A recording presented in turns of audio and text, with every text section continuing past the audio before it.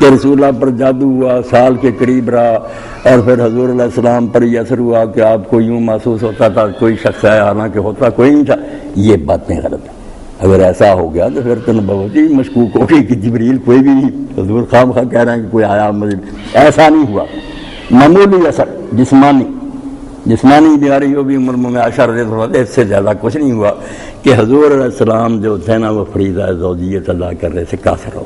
یہ جادو کی بڑی بری قسم ہے. گھر برباد کرنا اور کسی جگہ کہ خاوند بیوی میں جدائی ہو جاتی ہے، یہ کہ معقود النساء ایسا جادو کر دو کہ یہ جائے بیوی کے پاس، اس پر قادر نہ ہو سکے.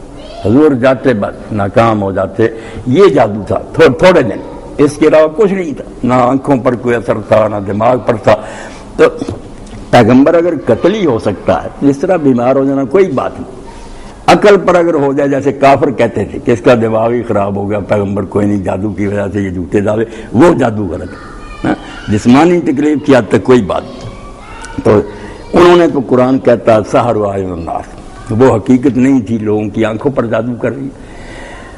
وَيُخَيَّلُ إِلَيْهِ مِنْ سِحْرِهِمْ تَسْعَى، ان کے جادو کے اثر سے خود موسیٰ علیہ السلام کو بھی یہی خیال میں آتا تھا کہ یہ بھاگ رہی ہے، بن گئے سانپ. پیغمبر پر اثر کا قرآن کہتا ہے، اثر آپ پر بھی ہو گیا. اور موسیٰ علیہ السلام پھر اسے اوجس فی نفسہ خیفۃ، اپنے دل میں تھوڑا سا ڈر گئے کہ اب عوام کے لیے تو معاملہ مشتبہ ہو گیا. میں بھی پھینکوں گا، وہ بھی سانپ بنے گا، یہ بھی بنے نظر آتے ہیں، کون فرق کرے گا کہ یہ سچ مچ کا ہے اور وہ جھوٹے ہیں. یہ تو ہدایت ختم ہو گئی، اب لوگ ہدایت نہیں پا سکتے. اللہ تعالیٰ نے فرمایا تو ڈرنا، پھینک، غالب تو ہی آئے گا.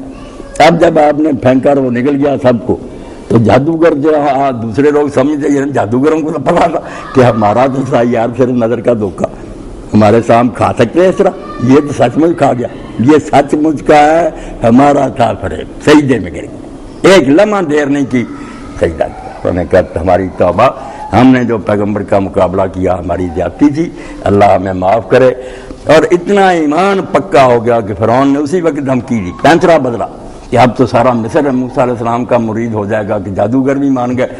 اس نے کہا تم اس کے شاگرد ہو، یہ تمہارا استاد، تم نے پہلے بھیجا کہ تم پہلے جاؤ، بعد میں ہم آئیں گے، ہم ہار مان جائیں گے، ہمارا استاد جیت جائے گا. یہ سازش کی ہے. کیسے خبیث ہوتے ہیں یہ صدر مملکت ہے، نیا ہی ڈرامہ سارے ملک سے اکٹھے کیے. جب ہار گیا تو کہنے لگا نہیں یہ تمہارا بڑا ہے، تم نے مل کر سازش کی. اور ساتھ ہی دھمکی دی کہ شاید یہ مان جائیں. کہنے لگا میں ایک طرف کا ہاتھ اور دوسرے طرف کا پاؤں کٹوا کرنا کھجور کے تنوں پر تمہیں ابھی لٹکا دوں گا، تم مانو گے کہ ہاں ہم نے سازش کی. اب وہ مومن ہو گئے. انہوں نے کہا فرعون جو تو کرنا چاہتا کر لے، تو کیا کر سکتا ہے؟ ہماری صرف دنیا کی زندگی ختم کر سکتا. ہم پہلے اس گناہ پر شرمندہ کہ ہم نے پیغمبر کا مقابلہ کیوں کیا. ہم اپنے علم سے جانتے ہیں کہ جادو کیا